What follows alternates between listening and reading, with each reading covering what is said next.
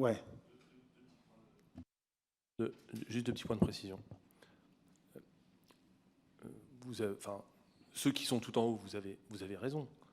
Mais dans ceux qui sont tout en haut, il y a aussi des joueurs de foot professionnels, en tous les cas pour certains, à minima les internationaux. C'est quand même, vous le savez mieux que nous, vous êtes adulés pour la plupart d'entre vous. Vous êtes suivis, vous avez.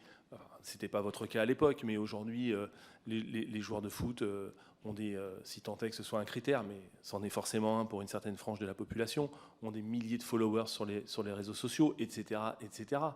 Et donc ça, c'est juste un élément d'analyse partagée ou pas, d'ailleurs. Donc oui, sur ce que vous avez dit sur le discours politique, mais d'abord aujourd'hui tout est politique, donc bon, moi je crois beaucoup en l'exemplarité, voilà, des uns et des autres. Ça c'était le premier point que je voulais soulever. Et non, je revenais tout à l'heure sur, je voulais revenir brièvement sur ce que vous nous avez dit sur l'éducation, quand vous dites encore faudrait-il que les joueurs sachent ce que c'est que le racisme, ce que c'est que le sexisme, l'homophobie, etc., etc. Là aussi, ça m'interroge un peu parce que je me dis, enfin, on est quand même dans un monde où on est tous informés, surinformés, désinformés d'ailleurs parfois. Vous croyez sincèrement, c'est une question, hein, vraiment, il n'y a pas d'arrière-pensée du tout.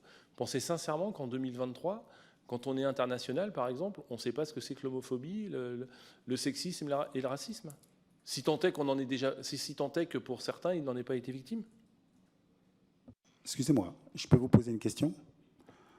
La France a eu des lois racistes pendant combien d'années?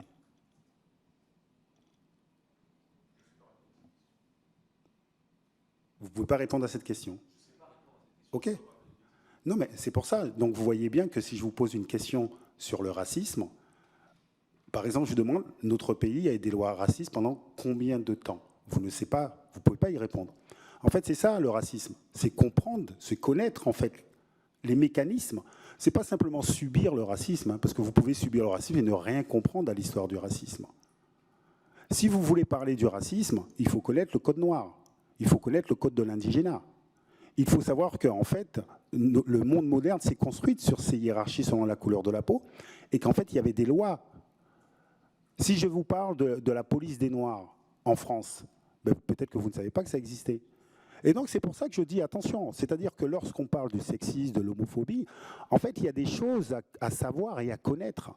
Il ne faut pas être dans une certaine superficialité. Et c'est pour cela que je dis qu'être éduqué à comprendre les mécanismes, en fait, c'est fondamental pour se mettre en mouvement, pour comprendre qu'effectivement, tout d'abord, tout changement advient grâce à une minorité de gens. Parce que très souvent, les joueurs vont se dire « nous ne sommes pas assez nombreux ». Ben déjà, ils ont tort, parce qu'en fait, ce n'est pas le nombre qui fait la différence. C'est une minorité qui fait changer les choses. Mais la plupart des gens ne connaissent pas l'histoire. Et donc, ils ne savent pas comment appréhender les choses. Donc, c'est pour cela que pour répondre à votre question, oui, en 2023, la grande majorité des gens ne connaissent pas l'histoire du racisme. Et donc, ne connaissent pas les stratégies de lutte pour avancer. Non, mais attendez. Oui, mais non, connaître le racisme. Je vous dis encore une fois, on peut faire les scénettes que je vous dis, et peut-être que vous ne voyez pas le racisme.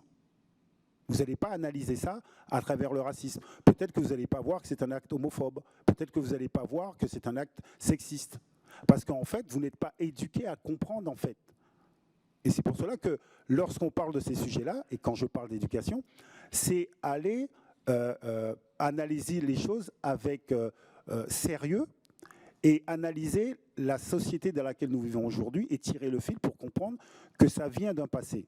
Par exemple, lorsqu'on parle de problèmes de racisme, vous savez, ce sont la construction de certaines catégories qui créent problème. D'accord? Je vais vous poser une autre question. Vous êtes blanc? Ok. Depuis quand vous êtes blanc? 49 ans, vous êtes blanc. Vous êtes blanc comme ça ou pas? D'accord. En fait, ça porte en souris. Mais être blanc, c'est une construction, en fait, idéologique et politique. En fait, c'est ça qu'il faut analyser. Quand je parle de racisme, je parle de choses, c'est pas style, ouais, il s'est passé un... Non, non, non. En fait, connaître. Et la fondation, c'est ça, c'est connaître l'origine, en fait, notre façon de penser, de réfléchir, liée à des catégories. Et effectivement, quand vous commencez à déconstruire les catégories, et vous comprenez que c'est une construction, que le blanc, le noir n'existe pas, en fait, là, oui, vous pouvez vous mettre en mouvement. Et vous allez vous mettre en mouvement, je dirais, honnêtement. Si c'est pour dire non au racisme, non au sexisme, non à l'homophobie, ah ben c'est très bien, hein, il faut le faire. Mais ça ne va pas avancer rapidement. Hein. Et aujourd'hui, c'est ce qu'on fait en fait. Et c'est pour ça que ça n'avance pas. Parce que c'est traité d'une façon extrêmement superficielle. Extrêmement superficielle. Et donc en fait, moi je pense que sincèrement, encore une fois, il y a beaucoup de personnes, et encore, moi je suis honnête, hein, je me dis que les gens, en fait, ont des attitudes, mais ils n'ont pas conscience de ça. Par exemple, quand M. Le Graët dit « ouais, il n'y a pas beaucoup de racisme, il y a très peu de racisme », je me dis qu'en fait, il est honnête dans sa démarche. D'accord, c'est-à-dire qu'il est honnête, mais il ne se rend pas compte de la gravité de ses propos, en fait. À quel point c'est super humiliant. Mais en même temps, il est président de la Fédération française de foot. Peut-être que lui, il veut sauvegarder l'image du foot. Parce qu'en fait, il veut donner une bonne opinion du foot. Et c'est pour cela que moi, j'essaie toujours de me mettre à la place de l'autre pour essayer de comprendre ce que lui dit et pourquoi il le dit. Et donc, c'est pour cela que si on parle sérieusement de ces sujets, effectivement, il faut pouvoir en débattre à la fédération, avec les jeunes joueurs. Vous savez, vous pouvez être une personne noire et subir le racisme et ne rien comprendre au racisme. Je ne sais pas si on se comprend. Si, on se comprend. Enfin, en tous les cas, je comprends parfaitement ce que vous dites et merci de ces précisions.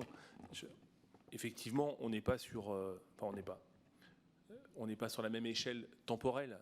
Vous êtes sur le temps long, sur un travail d'introspection par rapport à une histoire et par rapport à tout ce qui a pu se passer dans nos sociétés. Et c'est hyper intéressant. Et je pense qu'effectivement, vous avez très clairement identifié ce qui fera, sur du plus long terme, qu'on mettra fin aux situations qu'on est en train d'évoquer.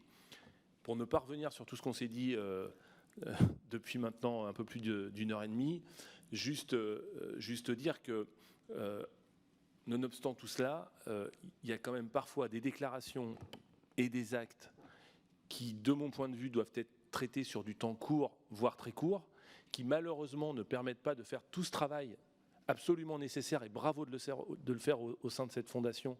Et si on peut vous aider à ce que ça se développe, eh bien évidemment qu'on le fera. Et c'est en ce sens que je maintiens que oui, les uns les autres, nous aussi, hein, on a une très très lourde responsabilité. Ça ne nous empêche évidemment pas d'interroger, comme vous le faites, et très bien d'ailleurs, toute l'histoire de nos sociétés et donc de ce qui a pu se passer entre les différents peuples et par rapport au racisme. Excusez-moi.